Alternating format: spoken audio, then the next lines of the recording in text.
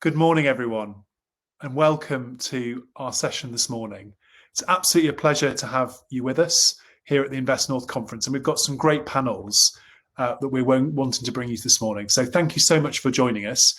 We'll be joined on screen by our first panel shortly, but as Director of the Northern Powerhouse Partnership, having been involved in helping today make happen and make it work, we're so grateful to the event organisers for bringing such a distinguished group of speakers together.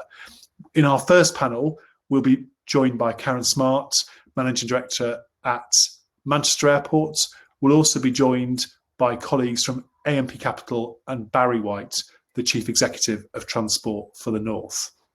So I think what I would really want to reflect on as part of today's event is the important themes we've got around Northern transport. We have a real crisis in international connectivity as a result of the pandemic. Clearly, restrictions have been necessary, but we need to have the right approach to get us back into the way we need to be, being able to travel where it's able to get around the world globally when it's safe to do so.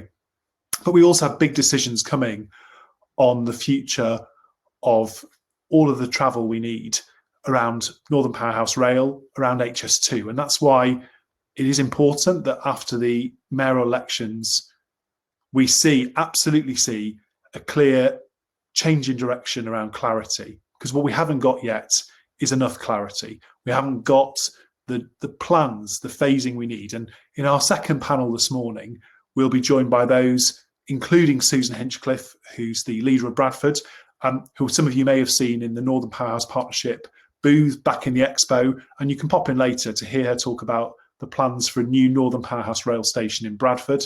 But we'll also in that session hear more on the green transport debate and the ability to decarbonise our transport, which is why businesses like ITM Power working in the hydrogen sector, and why businesses that are also working in the wider energy transition are so critical, because obviously transport is a key part of the decarbonisation journey. So I'm hoping that our panellists are now able to join us on the screen so we can ask them some questions. So with all the technical stuff allowing, hopefully they'll be joining us very soon. Maybe not quite yet. So in terms of the questions from the audience, please do start giving us your questions. Karen is here. Wonderful news. Hi, can you hear me? And with a backdrop of an airport, not the traditional view, sadly, from MAG Towers at Manchester Airport. We've also got Barry joining. Karen, I'm going to come to you first anyway, so while our other panellists join us on the screen.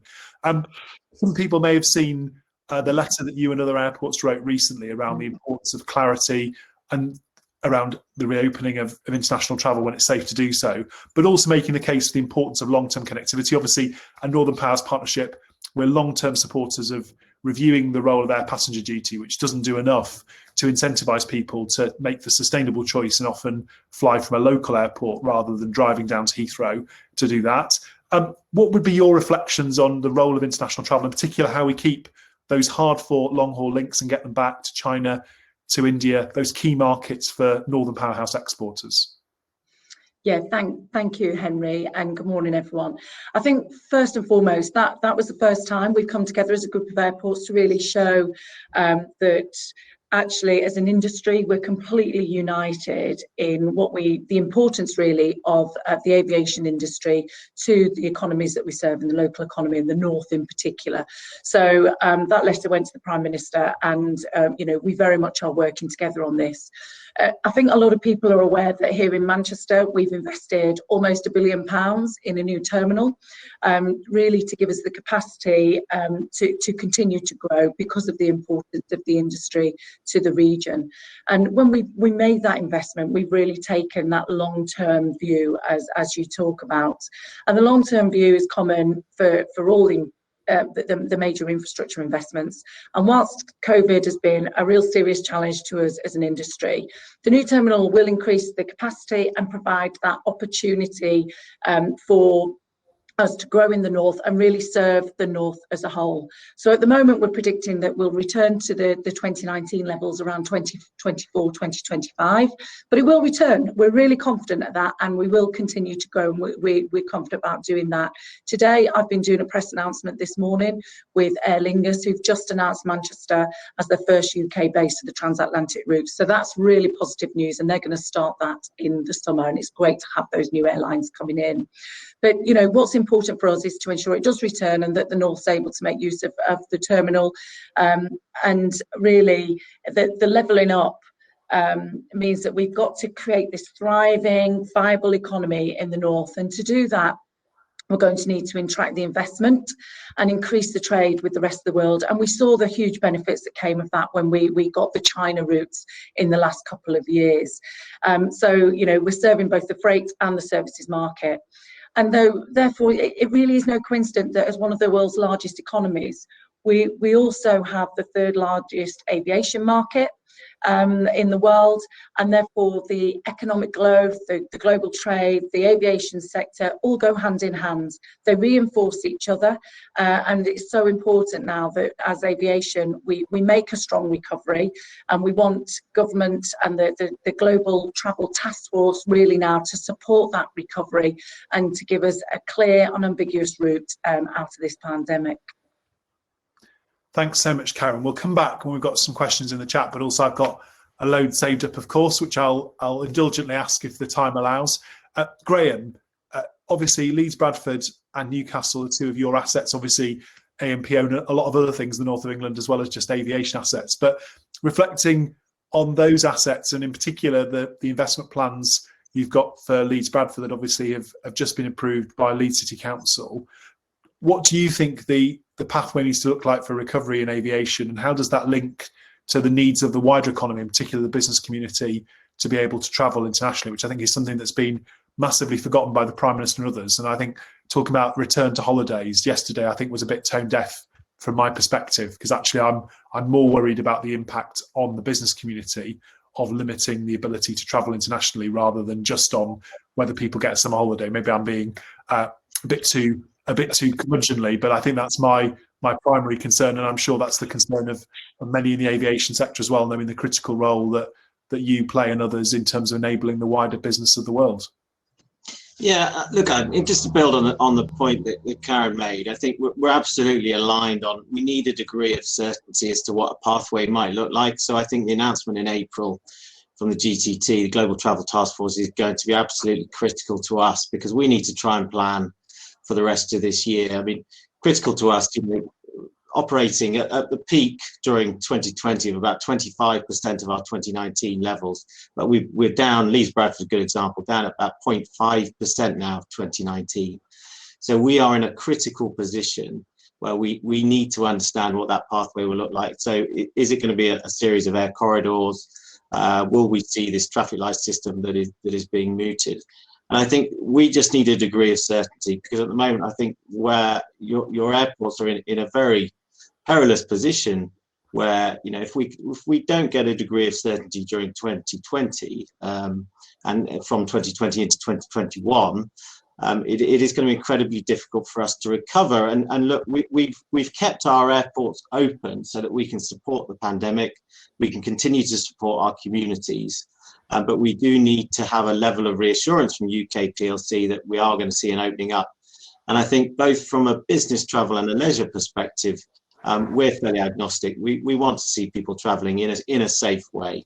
But we can't get to a position where, you know, the market in Australia and New Zealand, for example, taking a very different approach to the pandemic. And I think, you know, fortunately, Chris Whitty said last night that, you know, they are more realistic, that it is impossible to eradicate it in its entirety in the UK, because we are a global community, you know, and the UK market is entirely reliant on the ability to travel, both from a trade and the tourism perspective, and obviously that is hitting both the north of England and throughout the UK. So I think if the Prime Minister and the GTT is able, you know, we are able to support those measures as much as possible. But again, having a degree of certainty on any pathway is going to be critical for us, so that we can plan I think that the furlough scheme has obviously been critical for us to remain open, because without it, obviously we wouldn't be able to retain a level of workforce that can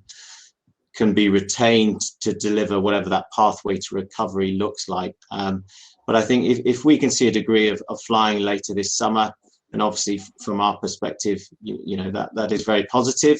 And as you know, Henry, obviously we're only 2 or 3 weeks since we had our planning permission granted for our new terminal at LBA. So investing 150 million in a brand new terminal at Leeds Bradford.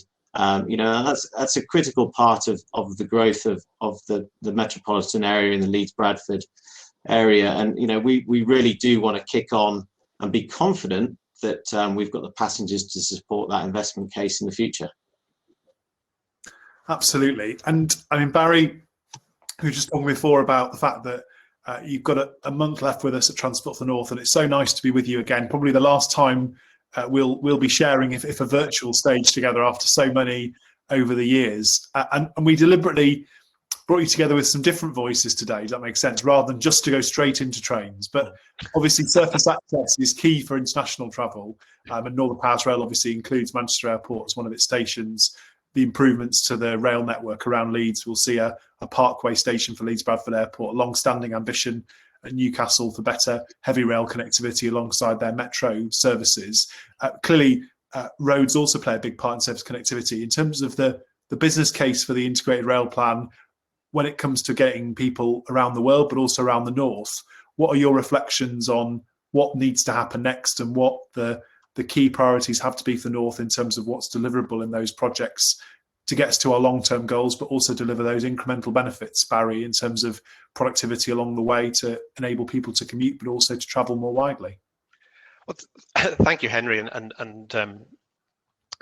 thank you for your kind words.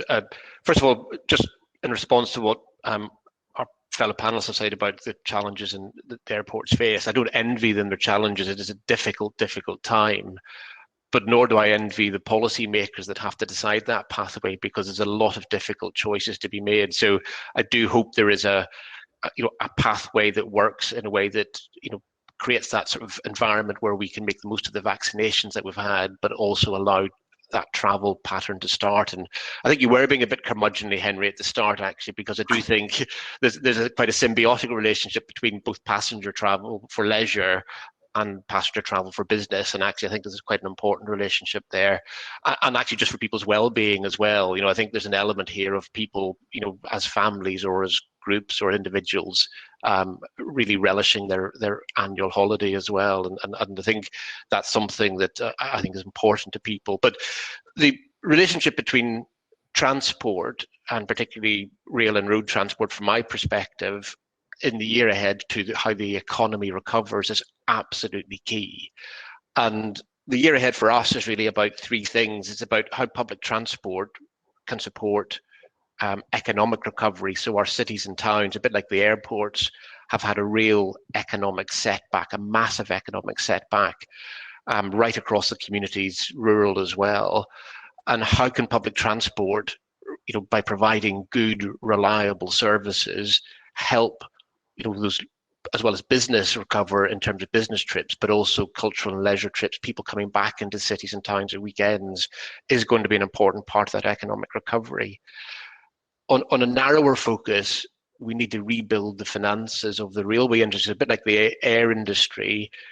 The finances of the rail industry have been absolutely shredded during this, and actually, because the necessity of keeping trains going, the government has increased the public support to the rail industry to allow trains to keep running during the pandemic. But we do need to rebuild passenger numbers at the right time, and that's about rebuilding confidence with existing passengers to give them the confidence to return at the right time, but also how do we encourage people to leave their cars at home and switch to the train, because there will be some released capacity because people will commute a bit less. And I think that's actually a good thing, people commuting a bit less. And then the third plank, so that's sort of economic recovery, then rail recovery. The third plank is much more about what's our ambition for the future? How are we going to give confidence to businesses to invest? And that's where big projects, the big strategic projects, Northern Powerhouse Rail and High Speed 2 come in. And the combination of High Speed 2 and Northern Powerhouse Rail could, for instance, allow many people to travel further for international flights from Manchester Airport. And I think there's a big debate for us as a nation. How do we use the runway capacity to Manchester Airport to increase direct international travel into the north rather than into the south of the country? And there's a levelling up that could be a key element.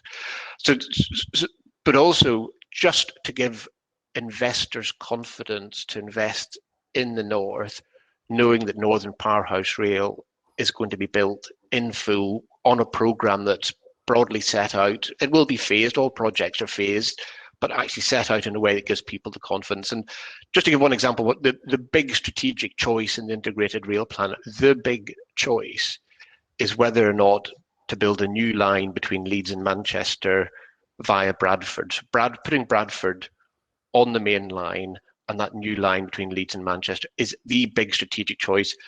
And it is, if that choice is right, is one that future generations will thank us for, because it can regenerate Bradford. But it's also important because that element of the network, if you want to travel from York to Liverpool, from the new Treasury building in Darlington to Manchester, it all flows through that central corridor. That corridor is pivotal for the whole of the Northern Powerhouse Rail network.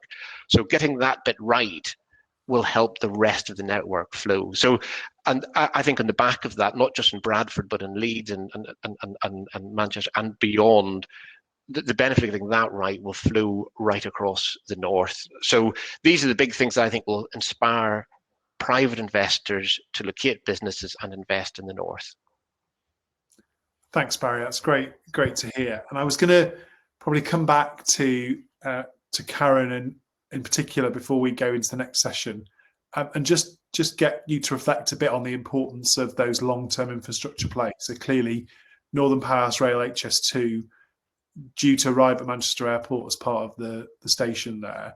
How do you see that kind of giving the longer-term confidence to airlines that it's the right place to put their long-haul capacity because of those connectivity options? And also, what do you think it will do in terms of unlocking investment in the wider area around the airport? Obviously, had great success in the last decade with businesses relocating to the airport, the second largest employment centre in Greater Manchester. But that's not just the airside operations, that's all the other employment opportunities now at the airport that are tangentially related to being near the airport, but actually stand alone, really, thanks to the investment you and your colleagues at Mag Property and their partners have put in. So to what extent do you think that connectivity is critical, and how does it allow economies like Greater Manchester, but also the wider north, to benefit from the international links that you'll have in terms of those long-haul routes that John Cridland in his aviation review a good few years ago now, separate to his TfN role, wrote, which were very clear about the need for more long-haul connectivity to Manchester, alongside some direct flights in a similar vein from Newcastle, but also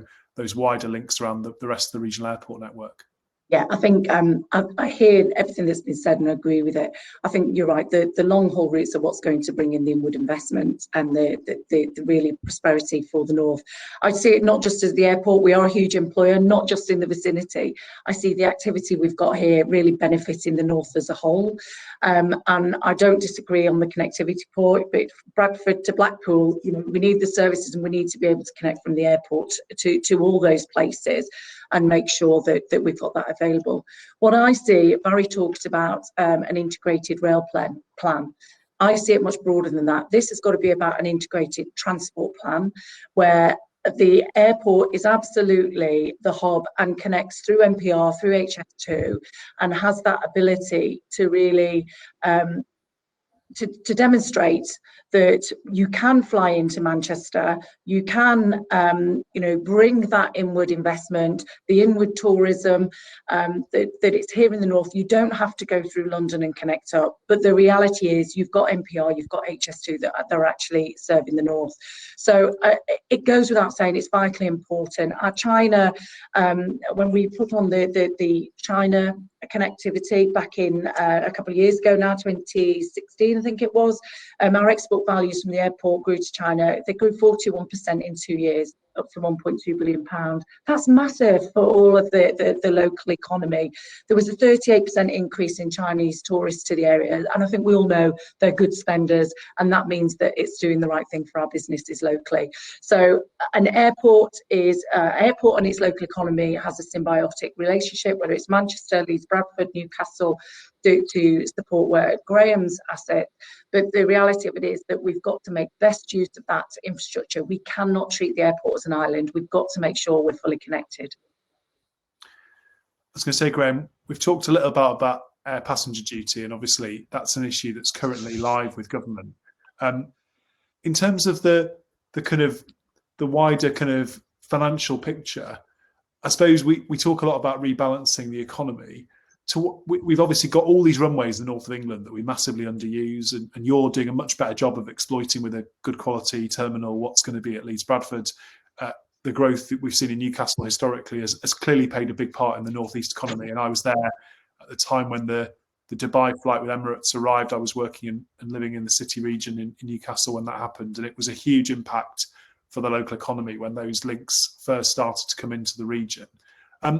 What would be your reflections on what we need to do to ensure that we have growth for the north where we can have the international links we need, rather than keeping up this pretense that somehow having Heathrow in London serves the whole country equally? Does that make sense? Because I think our view from the Northern Powerhouse Partnership is that however beneficial Heathrow is for London and the South East, and for parts of Europe actually, for which it's also an international hub, it isn't particularly a UK asset that on its own meets our needs. What would be your reflections on how we best make the most of the assets we've got and ensure that they do play that role in local economies and in the northern economy? Yeah, look, I think that there's another perspective on this, which I think is quite important, and which Karen will understand as well, is that this isn't just a levelling up exercise with London and the South East, but it's actually a levelling up exercise with the rest of Europe. Because actually, from an airport perspective, we're not just competing with London for connectivity. We're competing with every non-capital city airport in Europe, if not globally. So I think actually we need to ensure that from our perspective, the investment opportunity in the north is being exploited to the best possible extent to drive growth in our regions in the north. And part of that will be, is it an environment which is welcoming to private investment? And so from our perspective, AMP Capital, we represent, global pension funds. So pension funds and pensioners in Yorkshire, for example, will invest in our funds. But we have the choice, do we invest that money in assets in the north of England? Do we do it in Australia? Do we do it in North America? And so we've got to create an environment which is attractive to our investors. And I think that's ensuring that we have a strong relationship with our local communities, ensuring that our investments are done in a sustainable fashion, but ensuring we've got the support of our local politicians, because ultimately, that is what helps drive and facilitate a level of investment. So that's a key part for me. And reducing the reliance on London, again, is critical. And I think ensuring, innovations around reducing domestic APD, for example, again, that's something that hit Newcastle particularly hard after the global financial crisis, was the introduction of domestic APD. So we would like to see greater connectivity for Newcastle domestically and internationally. And I think reducing domestic APD in particular can help facilitate that. And, back to, Barry's drive for a strategic transport plan, improving connectivity east to west in particular in the north of England will be very important for us. We've touched on the importance of getting, a genuinely good rail service between Leeds and Bradford. It is such a strong metropolitan area from a financial perspective. And I think, the growth that is possible there, if we can really facilitate proper transport links, I think will just further strengthen people's confidence in investing in the north of England. Well, it's almost as if, Graeme, you knew what was coming next. So we're about to turn to Susan Hinchcliffe on the next panel. So I feel like we've got this, despite the challenges of the technology not being together, you've done as good a warm-up act as could possibly be done. So I particularly want to thank Barry, as I alluded to earlier, for all his work and time that he's given to Transport for the North. And I know some of us may get the chance to see Barry again before he leaves the organisation and after, but I really appreciate and want to put on record all of Northern Powerhouse Partnerships thanks to Barry and his team for all they've done in the last few years, particularly getting us to this point of having a strategic outline business case almost ready to go to the Department of Transport. And I'm sure when they're willing to receive it, it will be as impressive and compelling as I know it will be. So thank you so much, everyone. And I wish we could keep talking longer with you all, actually, but unfortunately, we now need to bring in our next group of panelists. So thank you all. And as the technology brings you in, I will quickly introduce our next speakers. Thank you, Karen. Thank you, Graeme, as well. So we are now having join us Councillor Susan Hinchcliffe, who, as I alluded to earlier, is available in the booths back in the expo if you go to Northern Powerhouse Partnership in a full glory in St James's Market, which is the new location being proposed for the Northern Powerhouse rail station. So I'm going to come to Susan first, up where Graeme left off on the importance of the twin cities of Leeds and Manchester and their economic growth. But we're also going to have Sarah Story, the Active Travel Commissioner in the Sheffield City region, also, of course, a great ambassador for cycling and disability rights across the UK, a fantastic individual in her own right, far beyond what she does on active travel. Warrick Dent from LNER and James Collins from ITM Power. So we're going to come to you first, Susan, probably to finish trains. And obviously, of course, that line between Leeds and Bradford, one of the business case benefits of doing it, of upgrading it to Northern Powerhouse Rail standard, is to electrify it. So there's already one electrified line between Leeds and Bradford. I think there are still some diesels chugging though, and I think that these plans would see them all electrified, which obviously helps with decarbonising the railway as well. So as we come into the environment from thinking about just the economy probably in more isolation, what would be your reflection, Susan, on the case for Northern Powerhouse Rail, but also how that relates to the mass transit ambitions that, as Chair of the Combined Authority, I know you've played such a key role working with your colleagues to promote for West Yorkshire as a whole? Absolutely, Henry. So transport needs a major investment to make us compliant with our green ambitions. And you mentioned heavy rail, making sure that Northern Powerhouse Rail happens between Leeds through Bradford Central and Manchester. At the moment, Leeds and Bradford are the biggest economic area outside London, but we just don't take advantage of that. And what it means, because we don't have good connectivity between the two cities, 74% of journeys happen in the car. And obviously that's terrible for our health and terrible for our green ambitions. So in Bradford at the moment, we're subject to a government directive to introduce a clean air zone. And you have to think that's pretty inevitable if 74% of the journeys between the two major cities in the north are in the car. So getting that Northern Powerhouse Rail in place is really vital for us. Of course, underneath that, we need that West Yorkshire mass transit. And where Northern Powerhouse Rail provides that intercity connectivity with the major cities across the north, you've got West Yorkshire mass transit providing that intra-regional connectivity between all the towns and cities of West Yorkshire so that everybody can benefit from those heavy rail connections. And we are the biggest city region outside, well, anywhere in the country, in fact, which does not have that mass transit system. And it's really held us back and leads to that 74% stat of cars between Leeds and Bradford. It's just got to change as that. And of course, beneath that, and I'm sure Dame Sarah Story will come on to that, we've got your walking, your cycling, and of course your buses underneath that. We've got the new bus strategy that the government have just launched this week.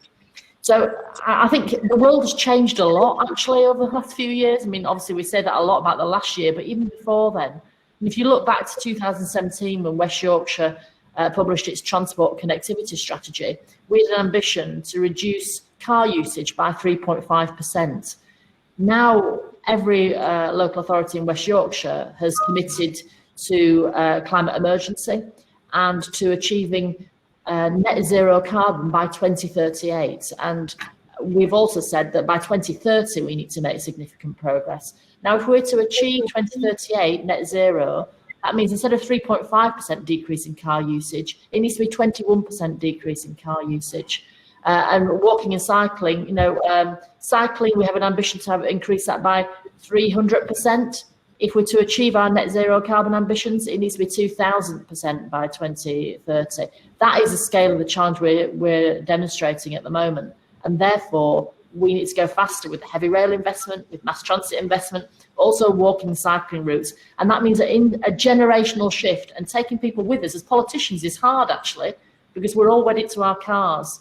But actually, it's our beholden as politicians to make those generational shifts, because we will be judged in future generations about what we did now. And that's what I'm always very mindful of.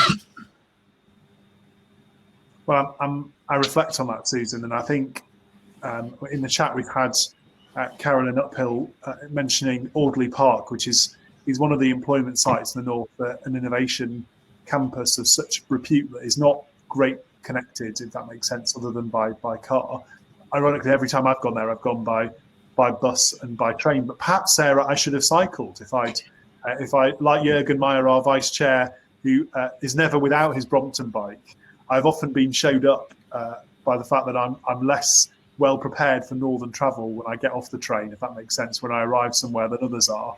And I think reflecting on what you've already achieved in South Yorkshire, the fantastic work you've been doing with Dan Jarvis and the team there to really push forward active travel, I'd be really interested to hear your thoughts on the pandemic, what that's hopefully helped in terms of a generational shift in people's behaviours and patterns of behaviour, but what we do to make that permanent and how radical we need to be, particularly to take that hierarchy of pedestrians, then cyclists, then public transport, to impose that on our cities. Because if I'm being completely honest, many of our cities feel like the other way around. It is the car user who dominates. And I got into a lot of trouble in Newcastle for proposing one-way round gyratories for buses with bikes going in both directions 10 years ago. And I think officers were quite glad when I left local government to come down to Yorkshire, because they were worried I would literally start World War III in the city. And now the leader there, who's a great friend of mine, Nick Forbes, is doing exactly that. He's turning over the whole of Newcastle to pedestrians and cyclists largely, and entirely preventing people over the last few years from driving through the city has made a huge positive difference. As so many northern cities, and we heard from Nick this week on the Today programme, making these arguments very eloquently, and I'm sure Dan and yourself will do that in the weeks to come, nationally as well as regionally. What do we need to do to make this a permanent revolution? And if it is a permanent revolution, what does that mean for health inequality and for the life chances of people in communities like the one you live in?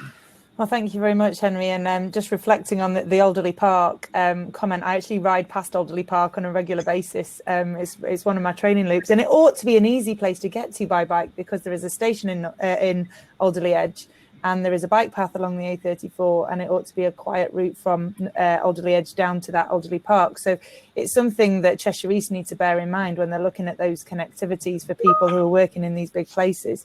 And I think it would be beneficial to all workforces to have that option. And it is about transport choice, because at the moment we really are forced into utilising our cars for most journeys, because the alternative is that we feel like we're risking our lives against all the traffic that we have to contend with, and that's not as it should be. And that's whether we live more rurally, as I do, in Cheshire East, or whether we live in the middle of a bigger town or city or urban area. And there's no way that in any city we should be able to drive through the middle. You know, that's one thing that I think we can all agree on, that driving through the middle of a city just is counterproductive, and it not only encourages the idea of more congestion, but it also means that the place itself is less welcoming to those other people who are there walking around. And pedestrians should be the first people we think about, because going short journeys on foot should be the norm. But so many people, the only walking they ever do is to their vehicle, and then everything else in their day is walking from the vehicle door to the door of a building and back again. And the idea that we park as close to a building as possible to make our lives easier. But even looking at some of the longer journeys you can make, and talking about the route from Leeds to Bradford, it's a 20-kilometre journey roughly on a bike. It might take about an hour on an e-bike, maybe a little bit longer. But by the time you've sat in a traffic jam, how much time you actually spend looking for somewhere to park, walking for the rest of it? Is it not possible that we start to elongate our ideas about what is a journey and how we make it, whether that's a part using public transport for those longer journeys, or do we really actually have to have our car for all of that time? So it's about working on people's mindset and also building activity back into their life. So it's the first choice that they might choose because it's convenient and it's attractive, and it's we've built and prioritised for the car for so long, and now's the time to start revolutionising that reallocating our road space and giving it back to people who are on foot, who choose to go on bikes, and also providing for people who are not yet riding their bikes. So often the challenge I face is that people assume I'm trying to create life, make life easier for people who are already cycling. And what we're trying to do is make their life safer, but we're also trying to make it more attractive for other people to decide, actually, I don't need my car for all of these journeys. I could do more of them on a bike, on an e-bike, on a cargo bike, on all the different types of machines that are available. Thank you, Sarah. And we'll come back to some of those themes, I think, because they're really interesting. And we're now going to talk about fuels and vectors. It's going to be a very Northern Powerhouse in that we're going to start talking about sort of engineering and things that certainly people like Jürgen from my board and others get very excited about hydrogen. I first came across ITM Power when I first came to Northern Powerhouse Partnership, and we were first starting to look at the hydrogen economy. And I remember seeing the pictures of the refueling station on the M1. I think is quite an iconic image of what the North could be in hydrogen. And since that point, in the last few years, it's amazing how far this has come up the government's agenda. And I'm sure James will talk a little bit about where they fit in as a business on the 10-point plan, and also what the role is for green hydrogen as part of the future of transport in the north of England, both on road, particularly for, of course, heavy goods vehicles and buses, but also on rail. So, James, do you want to share a bit about your business, but also about how it relates to the future of transport in the north and what we need to think about in terms of those key opportunities to lead the way, not just in improving connectivity, but in decarbonising and demonstrating to the world how we can make transport more sustainable, both on those longer journeys and the shorter ones that Sarah was just talking about. Okay, so ITM Power is a Sheffield-based PEM electrolyser manufacturer. So we make a machine that separates hydrogen and oxygen from water using renewable energy. We've been around for about 20 years. We've been listed for just over 10. We've seen a lot of interest in our share price. I think somebody said we're 20 years in becoming an overnight success. So we've invested quite heavily in the R&D and our partnerships. So we're very well positioned to continue to grow. We have recently opened, or about to open, a new bus refueling station in Birmingham, which is probably going to be a good model for what we're going to do further as we roll out further refueling stations. We recently, actually talking about just independent aviation, we recently announced a 100 megawatt deal with Shell in their oil refinery in Germany to look at sustainable aviation fuel. But going back to transport in the north, we have a couple of train projects underway at the moment, looking at putting hydrogen fuel cell electric trains around the UK. It takes away from the need to have that capital investment into rail lines to electrify them, where you can just put a fuel cell electric train on site. It's pretty popular in Germany at the moment, and other parts of Europe, looking at how they just decarbonise that rail side of things. When it comes to buses and trucks, we're really targeting those long-range vehicles. I think this is where batteries may have an issue with weight, where we can use hydrogen as just a better refueling option. It's the same cycle as diesel. It only takes about 5 to 10 minutes to refuel, and it just has a better cycle rate, so you don't need to have as much downtime. So we're seeing a considerable amount of interest. We're seeing a lot of people are interested in looking at hydrogen when you have a return to base model, where, for example, if you're a distribution company and all your trucks come back to one base, you can look at refueling there, and you can refuel at night, overnight, for example, make the hydrogen on site, so there's no distribution costs of getting the fuel to site. So you literally put the electrolyzer in situ and make the hydrogen when you need it. So it's been a very active part of our business, and I think it'll continue to be for the foreseeable future. Thanks, James. I was going to come to you, Warrick. Obviously, you've just taken receipt of some lovely hybrid diesel electric trains and some also pure electric ones built by Hitachi up in the northeast as part of the IEP programme.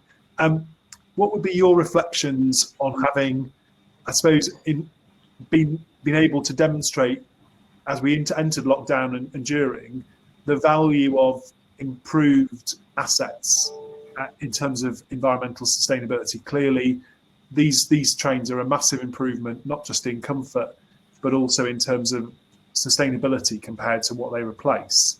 And what do you think the impact of that will be in terms of demonstrating to consumers the real benefits the railway can bring in terms of modal shift? So if we can get people out of their cars onto the existing rail lines, and including, of course, some improved service to Bradford, I know which you intend to deliver as part of your proposals. But to what extent can we make sure that within the constraints of existing infrastructure that we're decarbonising the railway, but also that we're attracting as many customers as possible, so the railway can, before we can electrify the vehicles that we have on the road, make a bigger impact in terms of our transition to net zero? Yes, thank you, Henry, and good morning, everybody.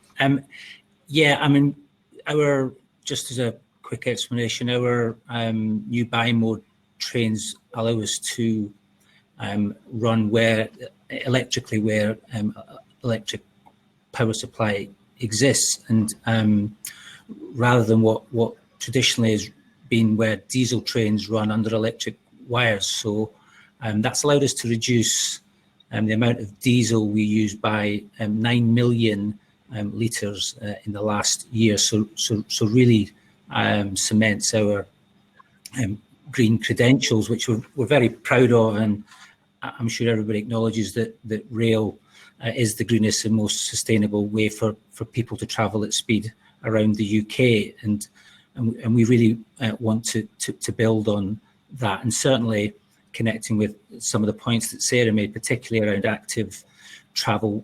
We're keen to encourage not just the station to station view, but the sort of door to door, so that people see active travel as a way to connect themselves, not just locally, but across the network. Because, you know, LNER is a long distance intercity operator. We're here connecting people with cities, towns, communities and businesses, and there's only so much parking you can get. But, you know, certainly for us, we are, our insight tell us that the sort of COVID climate effect, as we call it, where people have realised during the COVID lockdowns that there is a demand to use our type of rail transport more actively when the time is right, and we are keen to promote that. And certainly, you know, the talk of reductions in international holidays and things mean that the staycation will be something which we will be really keen to sort of support going forward. There's also, you know, investing sufficiently at stations so that people that do use active travel have somewhere for their bikes, and that's something that we're acutely aware of, that it's not just about encouraging it. You've got to provide people with the right infrastructure and the right facilities to make that easy, make that seamless, reduce and remove the pain points. And certainly on the Azuma trains, you know, we've made some modifications to make getting bikes on and off the trains easier, and just all of that to try and make sure that we reinforce our green credentials. Thanks so much, Warrick. I said I'd come back to Susan and to Sarah at the beginning, because I think to reflect on some of those industry views. And I think we're still on active travel, Sarah. So I'll come back to you first, and then maybe come back to Susan for some sort of final reflections before we finish the session. In terms of kind of connectivity with other transport modes, Sarah, obviously you've got some really ambitious plans in Sheffield City region. One of the things I wanted to kind of reflect on was that, is it easier in a core city like Sheffield with a kind of some of the kind of historical commitments to this from the council, and have you found it as easy to make progress in sort of more traditional kind of I think the government would call them left behind towns, which is not a typology I support, but places that perhaps haven't had the same traditional sort of benefits of this infrastructure, and also which have in sort of ex-pit villages, right? Not necessarily as easy to get, say, to Doncaster from Nexborough, as an example, by bike, because it might be to cycle from the south of Sheffield into the city. And how do you see that that dynamic around who it is that's cycling. Because I suppose my challenge is always on this: how do we make this something that working people who can least afford bus fares, right, to be able to access this, not just the preserve of the middle classes? And I know that's something you feel very passionate about, but it'd be good to get your reflections. How do we make this an issue that hits the kind of views of those who might be some of the more socially and economically included in our communities, not just the well-off? No, it's absolutely about providing that choice for everybody, because everybody can walk to a place if the facilities are there. You ought to be able to have the opportunity to take your bike. Accessing education, employment and leisure opportunities, the prerequisite shouldn't be owning a vehicle. So that's the sort of the premise that we work on, just to make sure that we can reach those harder to reach communities. And often they're the people with the least time to engage in the different projects, and the people with the most time to campaign or lobby are the ones who live in the more affluent areas and who have been calling for this. And sometimes a little bit like the emergency services, when they arrive at a scene, you go to the people who are talking the least to try and find out exactly what is wrong and what they need to have. And that's one of the approaches we've taken. But it will vary across the region and how the local authorities work for the people. We go in there and provide the advice and the funding to build and deliver the infrastructure. But as you say, and as Warrick said, we have to facilitate it. We can't just encourage people to do something. It has to be safe. It has to feel safe. And it doesn't matter whether you're in the east of the region or in the west of the region. If it doesn't feel safe, then people won't be able to get onto their bikes. So we've introduced standards that are in line with and higher than the standards that were introduced by the new LTM 120 last year, which came alongside the government's gear change document. And we're providing the local authorities with a guidance on how to meet those standards. And they have to be better standards than we've seen before, because white paint doesn't create infrastructure. It just is, guidance. Vehicles will still come over that white paint, encroach into the space of vulnerable road users. We see that with pavement parking, and obviously there was a consultation out on that last year, as well as a consultation on the highway code. So there's so many pieces of the jigsaw puzzle that have to be pulled together, and at the centre of all that is the political will to want to make a change and to want to adjust the road space that you have within a region. And so we're there to support and guide, where the elected members and the leaders of the councils have to be the ones that direct where this needs to go for the people that they represent. So our active travel implementation plan is a strategy over 20 years to create South Yorkshire into a place where the first choice for short journeys is to walk or cycle. And at the heart of that is creating active neighbourhoods where people won't need to use a vehicle for those short journeys. And that might mean that we implement filtered streets to prevent through traffic from clogging up that neighbourhood. We can improve air quality, we can improve activity levels. So for me and for my team, active travel really is the base of a much bigger cake of the whole of society, because we implement things that benefit public health, it benefits the environment and the air quality, and ultimately our decarbonisation targets. And we also support local economies, because we've seen research out, I think it was yesterday, that more people are more likely to shop more locally. And so that means we need to do things that are going to make it more likely they'll visit their local shops beyond the pandemic. And choosing to leave your car behind is the first step everyone can take. And I like to look at it as a little bit of an elite sport analogy. It's the concept of the aggregation of marginal gains. If we all do a little bit and all play our part in a small way, then that adds up to a much bigger gain for the whole of the society. I was going to say, I mean, you're preaching to Cllr and marginal gains, because that also applies to productivity, Sarah. And obviously, applying Dave Brailsford methodology to transport planning, but also to northern productivity, is something I'm always happy to do, because I think it's a pretty good approach to how you ensure you make systemic change, right? Because actually, big decisions don't change things on their own. You have to do lots of small things. And obviously, Susan, you lead an organisation in West Yorkshire, the Combined Authority, currently.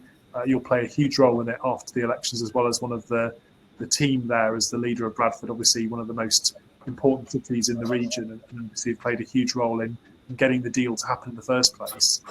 To what extent do you think transport is key for that decarbonisation journey, and what would you think some of the lessons are for transport for the North? So I think from when the Northern Powerhouse debate first started, we've moved from an ambition to improve connectivity, but also to decarbonise our economy, including transport. And to what extent do you think that's a challenge to transport for the North and to the Northern agenda as much as it is to city regions? So I think you know, improving transport is a win-win, isn't it, really? It improves things economically, which we all know about the agglomeration effects of connecting cities. And I absolutely believe in that, and I want more of that for Bradford in particular, of course. But of course, it also ticks the box of the climate emergency, and creating a better environment, and making sure that we don't have to have clean air zones, because more people are actually using walking, cycling, and public transport. So it's a real win-win, but there are barriers, I think, and the barriers are, first of all, investment. And in West Yorkshire, obviously, we're investing quite a lot of our own devolution deal, 317 million in transforming cities. Just actually, in Bradford, it means closing major roads, actually, increasing pedestrianisation and walking opportunities. But there's going to have to be a lot more of that if we're going to get to 2038 with a decrease in car usage by 21%. So there needs to be more investment. But there's also public opinion as well.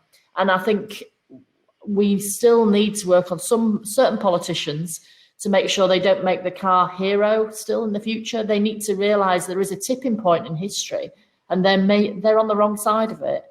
And they need to stop thinking that free parking is the answer to economic regeneration of town and city centres.